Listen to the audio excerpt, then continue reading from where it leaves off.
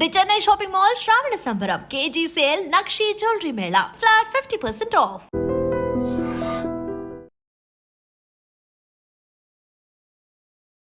Ladies and gentlemen, welcome to iDream media. నేను Priyadarshan. So next week ఒక పెద్ద war జరగబోతుంది. అది ఒక పక్కేమో మన ఇండియన్ ఏజెంట్స్, రా ఏజెంట్స్ ఉన్నారు, ఇంకో పక్కేమో కూలీ అని చెప్పి మాస్ యాంగిల్లో మన రజనీకాంత్ గారు వస్తున్నారు అనమాట. సో ఈ కూలీ వర్సెస్ వార్ 2 ఎలా ఉండబోతుంది? చాలామంది ఏమంటున్నారంటే సౌత్లో మొత్తం హవా కూలీది ఉంటుంది, నార్త్లో మొత్తం హవా వార్ 2 ఉంటుంది అని అంటున్నారు. బట్ ఏం మాట్లాడుతున్నాయి అసలు? నెంబర్స్ ఎలా ఉండబోతున్నాయి, స్టాటిస్టిక్స్ ఎలా ఉండబోతున్నాయి, ఆడియన్స్ అభిప్రాయం, ఆడియన్స్ లవ్ దేని మీద ఎక్కువ ఉండబోతుంది, ఆడియన్స్ అభిప్రాయం ఎలా ఉండబోతుంది అనే విషయాలు మాట్లాడుకుందాం. మనతో పాటు ఫిల్మ్ అనలిస్ట్ శ్రీనివాస్ గారు ఉన్నారు, మాట్లాడేద్దాం. హాయ్ సార్, ఎలా ఉన్నారు? హలో అండి, ఫైన్. బాగున్నారా? సో ఫస్ట్ ఆఫ్ ఆల్ కూలీ వార్ 2 రెండిట్లో మిమ్మల్ని బాగా ఎగ్జైట్ చేసింది ఏంటంటే వీక్లీ కూడా మారుతూ ఉంది, ఒక దాని నుంచి ఒక మారుతున్నట్టు అనిపిస్తుంది. బికాజ్ మో నికా అనే సాంగ్ వచ్చినప్పుడు కూలీ మీద మనం కొంచెం టువర్డ్స్ కూలీ టర్న్ అయ్యాం. ఈ లోపు నిన్న వార్ 2లో ఈ సాంగ్ వచ్చింది, దునియా మొత్తం సలాం అనాలి అని చెప్పి. సో ఏమనిపిస్తుంది మీకు? ఈ పారామీటర్స్ ఎలా ఉండబోతున్నాయి? రెండు సక్సెస్ అవ్వబోతున్నాయి. అయితే డీప్ ప్రాక్టికల్గా మాట్లాడితే నన్ను తిట్టుకోవద్దు, ఉన్న ప్రాక్టికాలిటీ చెప్తున్నా నేను. వార్ 2 హిందీ సినిమాగా పెద్ద హిట్ అవుతుంది, కూలీ తెలుగు సినిమాగా పెద్ద హిట్ అవుతుంది. రెండు దేనికదే హిట్ అవుతాయి, కానీ ఆ వార్ 2కి మోర్ రిసెప్షన్ హిందీలో ఉండబోతుంది. అండ్ మన ఎన్టీఆర్ అక్కడ రాజ్యం వెళ్ళడము, అక్కడ ఈక్వల్ టు హృతిక్ రోషన్ ఆదరణ పొందడం అంటే మామూలు విషయం కాదు. It's a great thing. అంటే హృతిక్ రోషన్తో పాటు ఫ్రేమ్లో ఉండి తనని మనం చూస్తున్నామంటేనే ఆ స్క్రీన్ ప్రెజెన్స్, ఇట్లా మ్యాగ్నెటిక్ స్క్రీన్ ప్రెజెన్స్. అది జనరల్గా హృతిక్ రోషన్ స్క్రీన్ మీద ఉన్నప్పుడు ఇంకోళ్ళని చూడబుద్ధి కాదు, హీరోయిన్ ఉన్నా కూడా. హృతిక్ రోషన్ డాన్సే చూడాలనిపిస్తుంది, తన వాకే చూడాలనిపిస్తుంది, అంత అట్రాక్ట్ చేస్తాడు తను. సో అంత మ్యాగ్నెటిక్ పవర్ ముందు నిలబడి ఆ లవ్ పొందడం అనేది ఇట్స్ అ గ్రేట్ థింగ్. అది ఎన్టీఆర్ బ్యూటిఫుల్గా అచీవ్ చేస్తున్నాడు. సో డ్యాన్స్ గురించి మాట్లాడారు కాబట్టి డ్యాన్స్ గురించి మాట్లాడుకుందాం. ముందు మనకు తెలుసు ఇక్కడ ఎన్టీఆర్ డ్యాన్స్కి ఏ రేంజ్లో ఫ్యాన్ ఫాలోయింగ్ ఉంది, ఆయన డ్యాన్స్ గురించి ఎలా మాట్లాడతారు అపార్ట్ ఫ్రమ్ యాక్టింగ్. ఇటువైపు హృతిక్ రోషన్ గురించి ఆయన బాడీలో ఉన్న గ్రేసు, ఆ మూమెంట్ గురించి ఒకప్పుడు ఎప్పుడో మన చిన్నప్పుడు క్రిష్ సినిమా ఆ టైంలోనే మన అందరం సలాం కొట్టిన వాళ్ళు, మొత్తం ఎంటైర్ నేషన్. సో వీళ్ళిద్దరూ కనబడబోతున్నారు స్క్రీన్ మీద, అటు ఇటు, ఒకరు లెఫ్ట్ ఒకరు రైట్ కనిపిస్తారు. ఏం చేస్తాయి? మనకి 2 కళ్ళు ఉన్నాయి, 2 కళ్ళు 2 మీద చూడలేవు, 2 మీద ఫోకస్ చేయలేవు. ఏం జరగబోతుంది అంటారు అలాంటి టైంలో? ఈ సాంగ్ కోసమే ఖచ్చితంగా రిపీట్ వాచింగ్ ఉండబోతుంది. వీళ్ళు ఏం చేశారంటే చిన్న గ్లిమ్స్ వదిలి మిగతా సాంగ్ అంతా సినిమాలో చూడండి అని దాని మీద టెక్స్ట్ పెట్టేశారు. ఇంకా ఆడియన్స్ క్యూరియాసిటీ లెవెల్ నెక్స్ట్ లెవెల్కి వెళ్ళిపోయింది. People are literally eagerly waiting for the movie. అంటే యాక్చువల్గా ట్రైలర్ ఇవ్వాల్సినంత ఇంపాక్ట్ ఇవ్వలే. ట్రైలర్ కంటే కూడా ఈ సాంగ్ గ్లిమ్స్ ఎక్కువ ఇంపాక్ట్ ఇస్తుంది. మీరు అబ్జర్వ్ చేస్తే ఎన్టీఆర్ ఎంత హ్యాపీగా పార్టిసిపేట్ చేశాడు ఆ పర్టికులర్ డాన్స్లో అనేది we can see from his facial expressions.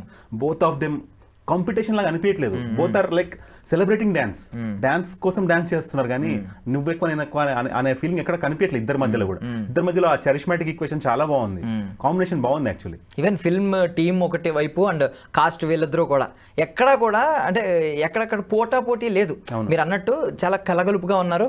Team కూడా ఇద్దరిని ఈక్వల్ గా ప్రొజెక్ట్ చేస్తున్నారు. హృతిక్ ని, ఎన్టీఆర్ ని ఒక ఇద్దరు బ్రదర్స్ వెళ్తున్నట్టే పోర్ట్రే చేస్తున్నారు. బట్ ఫ్యాన్స్ లో ఏమన్నా రేపు పొద్దున్న డాన్స్ మూమెంట్స్ వచ్చిన తర్వాత కంపారిజన్ మొదలై, హృతిక్ అంటే మావాడు బాగా చేశాడు, లేదు హృతిక్ ఎప్పటి నుంచో తోపు, ఎన్టీఆర్ నిన్న కాక మొన్న వచ్చాడు, ఇలాంటి ఏమన్నా కాన్వర్సేషన్స్ జరిగే అవకాశం ఉందంటారు?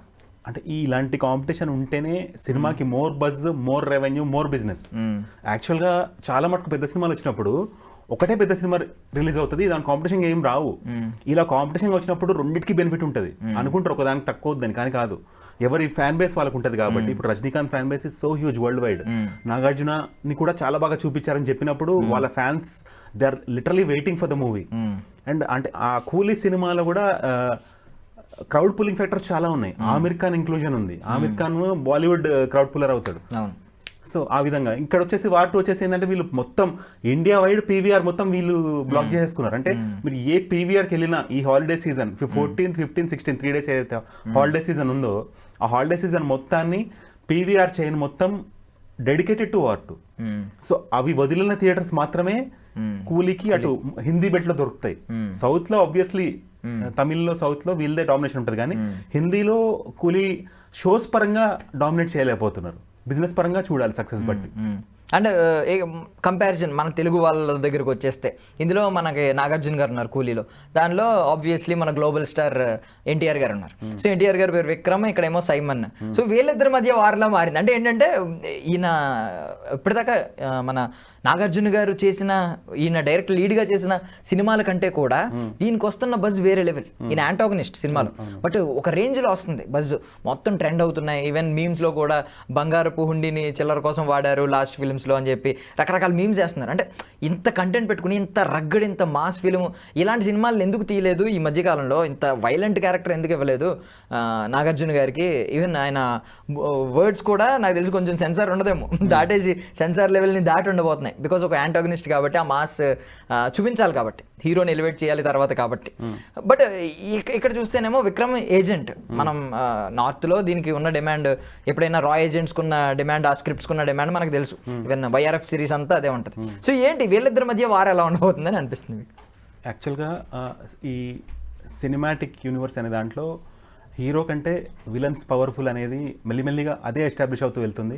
మీరు అబ్జర్వ్ చేస్తే ఈ హాలీవుడ్లో కూడా బ్యాట్మ్యాన్ కంటే joker is very powerful.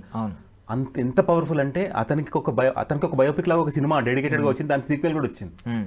So we know how powerful a villain is, more than the powerful hero also. Even మొన్న వచ్చిన రీసెంట్ సూపర్ మ్యాన్ మూవీలో కూడా villain has been shown powerful. So ఇక్కడ హీరో అనగానే హీరో కాబట్టి కొన్ని మంచి లక్షణాలు, హీరో కాబట్టి కొన్ని లిమిటేషన్స్ అనేది ఆ క్యారెక్టర్లో బై డిఫాల్ట్ అనేవి ఉంటాయి.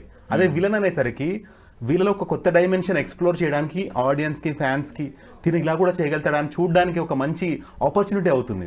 అటు యాక్టర్ కూడా తను ఎక్స్ప్లోర్ చేసుకోవడానికి, ఇటు ఇన్ని రోజులు ఆ స్టార్ని చూసిన విధానం ఒక ఎత్తు హీరోగా, ఈ ఫ్లిప్ సైడ్ అనేది ఎలా ఉంటుంది అనే క్యూరియాసిటీ చాలా ఉంది. ఎలా చేశారు, ఎలా మెప్పించారు అనేది. సో ఎంత టగ్ ఆఫ్ వార్ ఇస్తున్నారు హీరోకి, హీరోని ఎంత హింస పెడితే ఇక్కడ అంటే నా డౌట్ ఏంటంటే, జనరల్గా people usually whistle for heroes in the movie. ఈ రెండు సినిమాలకి నాగార్జునకి విజిల్స్ పడబోతున్నాయి, even if he's a villain. ఇక్కడ ఎన్టీఆర్ గారికి విజిల్స్ పడబోతున్నాయి, even though he's playing villain in the movie. Telugu audience లో హృతిక్ రోషన్ కి ఎంత రిసెప్షన్ ఉండబోతుందో దానికి 10 times ఆబ్వియస్లీ ఎన్టీఆర్ గారికి ఉంటుంది. ఆయన విలన్ అయినా, సినిమా సిచ్యువేషన్స్ ఏమైనా, అందులో స్టోరీ ఏమైనా కూడా ఎన్టీఆర్ గారి ఆ డామినేషన్ అనేది తెలుగులో ఖచ్చితంగా ఉంటుంది ఈ వార్ 2 సినిమాకి. హిందీలో మాత్రం ఈక్వల్ గా ఉండొచ్చు ఇద్దరికి మధ్యలో, తెలుగులో మాత్రం బీభత్సంగా ఉంటుంది ఎన్టీఆర్కి, ఇటు నాగార్జున గారికి. ఓకే, సో మొత్తం మీద మీకు ఏమనిపిస్తుంది అంటే, కొంచెం మనం ఆలోచిస్తూ ఉంటాం, ప్రెడిక్ట్ చేస్తూ ఉంటాం కదా, ఎలాంటి వాతావరణం కనిపించబోతుంది అంటే? రెండు వైపులా పాజిటివ్ వాతావరణమే కనిపిస్తుంది, కలెక్షన్ల సునామీయే కనిపిస్తుంది అనిపిస్తుందా? అంటే ఇది direct pan India movie, Hindi language release అవుతుంది కాబట్టి హిందీ పబ్లిక్ బై డిఫాల్ట్ ఎక్కువ, నెంబర్ ఆఫ్ పాపులేషన్ క్యాల్కులేట్ చేస్తే హిందీ పాపులేషన్ ఎక్కువ, దానికి ఎక్కువ రిలీజ్ దొరికింది. ఈ సౌత్ మూవీ కావడం వల్ల ఇంకోటి ఏంటంటే, ఇందులో ఈ సినిమాలో అడ్వాంటేజ్ ఏంటంటే చాలా మంది హ్యూజ్ స్టార్ కాస్ట్, ఉపేంద్ర ఉన్నారు, కన్నడ నుంచి ఉపేంద్ర, బాలీవుడ్ నుంచి మన ఆమిర్ ఖాన్, తమిళ నుంచి ఒక స్టార్ కాస్ట్ ఉన్నారు. ఒకే ఒక్క మైనస్ చెప్పాలంటే ఏ రేటెడ్ తీసుకుంది మూవీ, అదొక్కటి వల్ల ఏంటంటే ఈ మధ్య థియేటర్స్ అన్ని మల్టీప్లెక్స్ చైన్స్ లో చిల్డ్రన్ ఎలా చేయట్లేదు. అంత పర్ఫెక్ట్ గా ఉన్నాయండి, స్ట్రిక్ట్ గా ఉన్నాయి, డిస్ప్లేస్ పెట్టేస్తున్నారు కదా, ముందే అలర్ట్ చేస్తున్నారు. మీరు తెచ్చి ఇబ్బంది పడి పిల్లలు బయట కూర్చోబెట్టడం ఇలాంటివి చేయకుండా ముందే ఆ డిస్ప్లేస్ పెట్టేస్తున్నారు. ఈవెన్ బుక్ మై షోలో బుక్ చేసేప్పుడే they are giving alert message ఇస్తున్నారు ముందే, సో దట్ మీరు బుక్ చేసుకొని వచ్చి అక్కడ ఆర్గ్యూ చేయకుండా థియేటర్లో. సో దానివల్ల ఫ్యామిలీ ఆక్యుపెన్సెస్ అనేది ఎక్కువ వార్ 2 చూస్తుంది. కాకపోతే ఓవరాల్ గా మనం ఓవరాల్ పిక్చర్ గా చూస్తే మాత్రం War 2 is going to be a class hit, Coolie is going to be a mass hit. దేనికదే, దేని ఆడియన్స్ దానికే, దేని రెవెన్యూ దానికే. ఈ రెండింటి కాంపిటీషన్ రెండింటికి ఫెచ్ అవుతుంది. దీంతో కాంపిటీషన్ దీనికి ఫెచ్ అవుతుంది, వార్ 2 కాంపిటీషన్ కూలీకి ఫెచ్ అవుతుంది. రెండు మంచి రెవెన్యూ చేయబోతున్నాయి. సో ఇది ఏ సర్టిఫికేట్ కాబట్టి బీసీసీ సెంటర్స్ లో అదరగొడుతుంది. ఇది ఎక్కడైనా మెట్రోపాలిటన్ ఫ్యామిలీ ఆడియన్స్ ఎక్కువ రిసెప్షన్ చూస్తుంది ఈ cinema. Done. Thank you so much అండి ఫర్ యువర్ వాల్యుబుల్ టైం.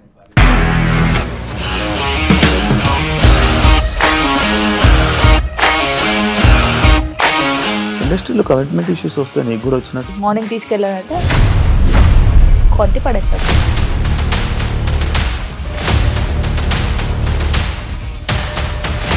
ఒక్కళ్ళు కూడా చూడలేదు ఈ సినిమా అని చెప్పడానికి కూడా చాలా ధైర్యం కావాలి. అది నిజం కదా, దాంట్లో ధైర్యం ఏంటి?